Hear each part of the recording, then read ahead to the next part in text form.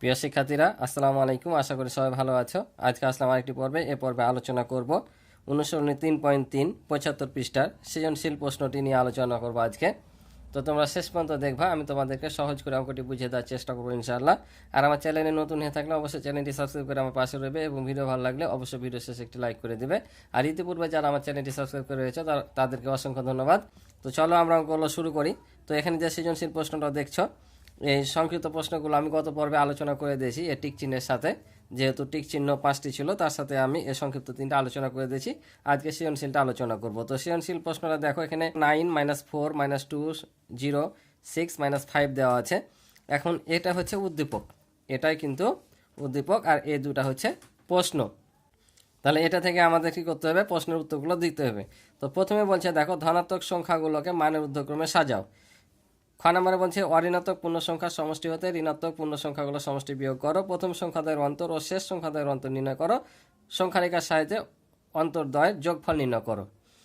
তো যেহেতু পুরা অনুশীলন মানে একটাই সৃজনশীলটা অনেক ইম্পর্টেন্ট, তোমরা দেখবা। তো এখানে ধনাত্মক, ঋণাত্মক, অঋণাত্মক সংখ্যাগুলো কথাগুলো এসছে। তো এই জিনিসগুলোকে আগে জানতে হবে।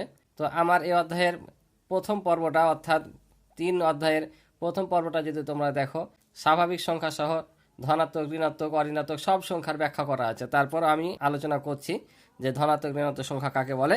তবে ওটা দেখলে তোমরা আর এই সংখ্যা সম্পর্কে তোমাদের 6 বইয়ে কোনো কিছু বাকি থাকবে না। তো এখানে দেখো, ধনাত্মক সংখ্যাগুলোকে মানের ঊর্ধ্বক্রমে সাজাতে বলছে। তো ধনাত্মক সংখ্যা কোনগুলো?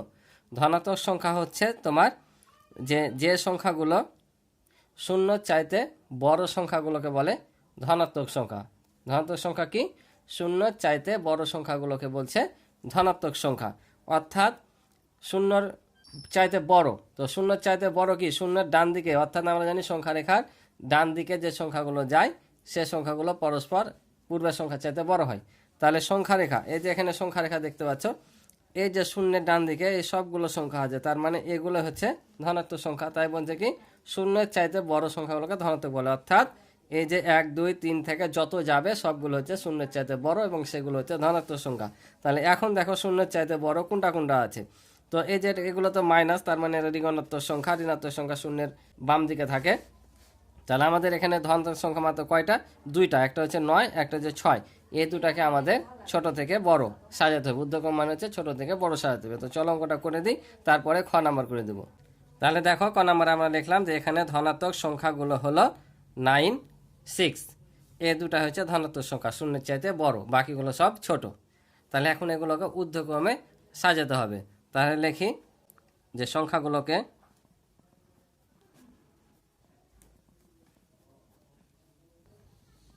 মানের ঊর্ধ্বক্রমে সাজিয়ে পাই। তাহলে বড় থেকে ছোট, তার মানে 6 আর 9, ঠিক আছে না? এই দুটা হচ্ছে সংখ্যা, তাই ছোট সবচেয়ে হচ্ছে 6 আর বড় হচ্ছে 9। তাহলে আমাদের ঊর্ধ্বক্রমে সাজিয়ে পেলাম 6 9। এটাই হচ্ছে অ্যান্সার, বুঝেছো? তো চলো খ নাম্বার দেখি। খ নাম্বারে বলছে অঋণাত্মক পূর্ণ সংখ্যাগুলোর সমষ্টি হতে ঋণাত্মক পূর্ণ সংখ্যাগুলোর সমষ্টি বিয়োগ করো।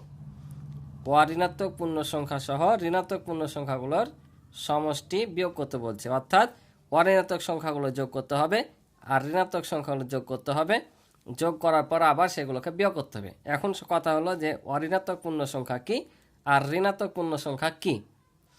তো অঋণাত্মক পূর্ণ সংখ্যা হচ্ছে এই যে শূন্য দেখতে পাচ্ছ, এই শূন্য সহ সকল ধনাত্মক সংখ্যাগুলোকে, এই শূন্য সহ সকল ধনাত্মক সংখ্যাগুলোকে অঋণাত্মক সংখ্যা বলে। বুঝছো? এই যে এখানে দেওয়া আছে দেখো, যে এই যে শূন্য আর এই যে এদিকে ধনাত্মক সংখ্যাগুলো আছে, এগুলো সবই হচ্ছে অঋণাত্মক সংখ্যা। এক কথায় শূন্য সহ সকল ধনাত্মক সংখ্যা। ধনাত্মক সংখ্যা জানি, যেগুলো প্লাস যুক্ত, অর্থাৎ সংখ্যা রেখার ডানে থাকে শূন্যের, সেগুলো হচ্ছে ধনাত্মক, যেটা এখানে করলাম। তাহলে শূন্য সহ সকল ধনাত্মক সংখ্যা হচ্ছে অঋণাত্মক সংখ্যা। আর ঋণাত্মক সংখ্যাতে আমরা জানি যে শূন্যের চাইতে সকল ছোট সংখ্যাগুলো হচ্ছে ঋণাত্মক সংখ্যা। শূন্যের চাইতে ছোট সকল সংখ্যা হচ্ছে ঋণাত্মক সংখ্যা। তো শূন্যের চাইতে ছোট কোনগুলো? এই যে সংখ্যা রেখা যেগুলো বাম দিকে থাকে, কারণ এই যে মাইনাস চিহ্নযুক্ত যেগুলো, সেগুলো হচ্ছে ঋণাত্মক সংখ্যা। তাহলে আমাদেরকে এখানে এই শূন্য সহ যেগুলো ধনাত্মক সংখ্যা আছে অঋণাত্মক সংখ্যাগুলো যোগ করতে হবে। আর এই যে মাইনাস দেখতে পাচ্ছ ঋণাত্মক সংখ্যা, এগুলো যোগ করে আবার বিয়োগফল করতে হবে। তো চলো ধাপে ধাপে করে দিই। তাহলে দেখো এখানে লিখলাম যে অঋণাত্মক পূর্ণ সংখ্যাগুলো হলো 906, অর্থাৎ শূন্য সহ ধনাত্মক সংখ্যাগুলো হচ্ছে অঋণাত্মক। তাহলে এদের কি করব, এখন যোগফল বের করব, কারণ আমাদের সমষ্টি বের করে বিয়োগ করতে বলেছে, আর সমষ্টি মানে কি যোগফল। তাহলে লিখবো যে এদের সমষ্টি, এদের সমষ্টি, যেহেতু সমষ্টি বলেছে সমষ্টি লিখি, এদের সমষ্টি। তাহলে কি করব, এই তিনটাকে যোগ করব। তাহলে যোগ করলে কত হবে, 15। এবার লিখব কি ঋণাত্মক পূর্ণ সংখ্যাগুলো। তো ঋণাত্মক পূর্ণ সংখ্যা কোনগুলো, এই মাইনাসগুলো। তাহলে আমরা এখানে লিখে নেব যে ঋণাত্মক পূর্ণ সংখ্যাগুলো হলো, তাহলে লিখলাম যে এবং ঋণাত্মক পূর্ণ সংখ্যাগুলো হলো। তাহলে ঋণাত্মক পূর্ণ সংখ্যা কী কী আছে, -4, এখানে -4 আছে, তারপর -2, তারপর হচ্ছে -5, ঠিক আছে। এগুলো হচ্ছে তোমার ঋণাত্মক পূর্ণ সংখ্যা। তাহলে এদেরও আমরা সমষ্টি বের করবো, লিখবো তাহলে অতএব এদের সমষ্টি।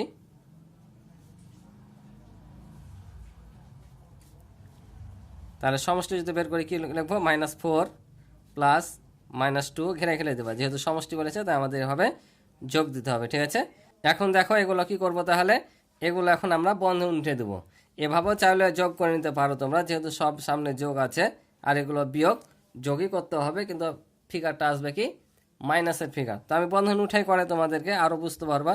তাহলে এখানে দেখো সামনে কিছু না মানে প্লাস, তাহলে প্লাসের সাথে মাইনাস গুণ করলে কি হবে, মাইনাস হবে। কারণ আমরা জানি যে বন্ধনীর সামনে যদি মাইনাস থাকে আর ভিতরেও যদি মাইনাস থাকে, বা মাইনাস জিনিসটাই যদি আসে এখানে থাকুক আর ভিতরে থাকুক, বন্ধনী যখন উঠাবো তখন কি হবে, চিহ্ন হলে পরিবর্তন হয়ে যায়। তাহলে এ প্লাস মাইনাসে কি হয়, মাইনাস হয়, -2।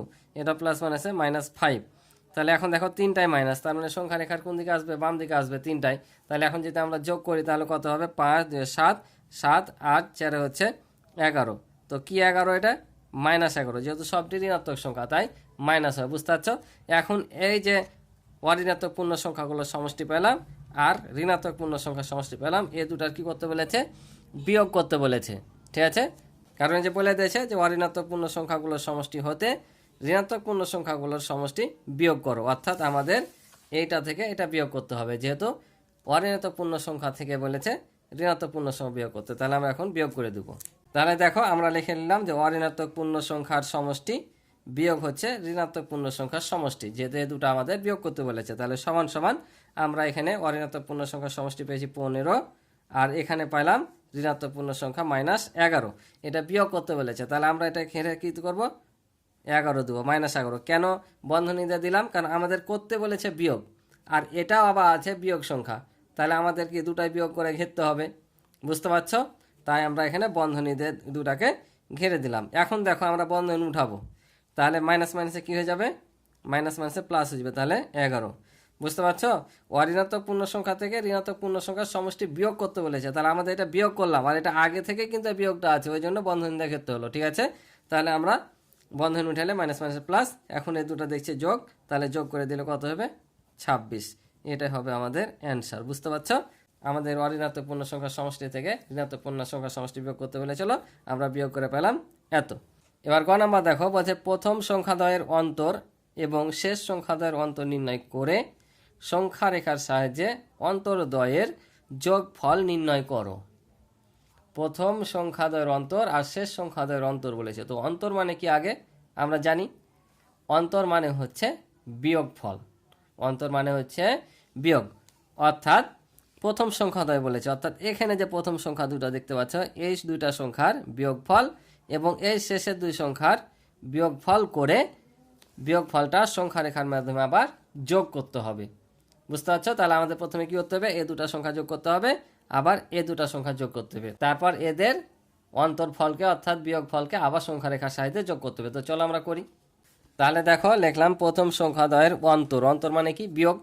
তাহলে আমরা যদি এই 9 থেকে 4 বাদ দিই, কারণ আমাদের প্রথম সংখ্যা কত আছে, আমাদের প্রথম সংখ্যা 9 আছে আর -4 আছে, তাহলে আমরা বিয়োগফল যখন করবো এটা তো আমাদের বিয়োগ করতে বলেছে, সে অনুযায়ী বিয়োগ দিলাম, আর এটা আগে থেকে কি আছে বিয়োগ সংখ্যা আছে, তাকে বন্ধনীতে ঘেরতে হবে, ঠিক আছে।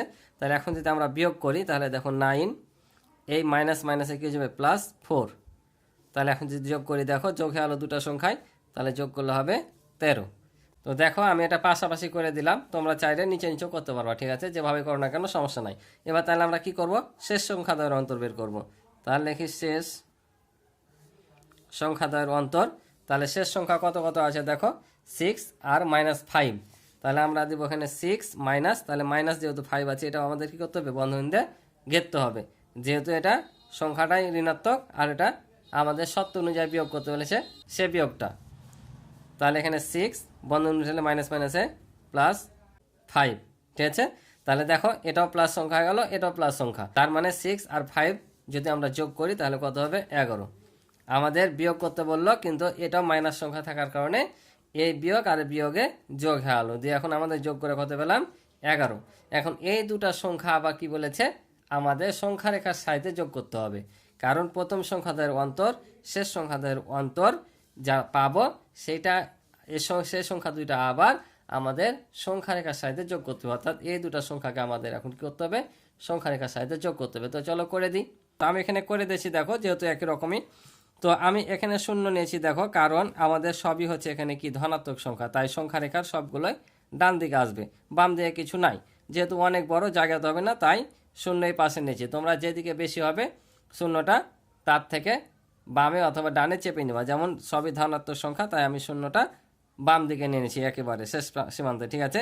এদিকে কোনো সংখ্যা দিলে হবে, না দিলে হবে, যেহেতু আমাদের এদিকে ঋণাত্মক সংখ্যা নাই। তাহলে আমরা কি লিখেছি দেখো, যে সংখ্যা রেখায় শূন্য বিন্দু থেকে প্রথমে ডান দিকে 13 ধাপ অতিক্রম করে 13 বিন্দুতে পৌঁছায়।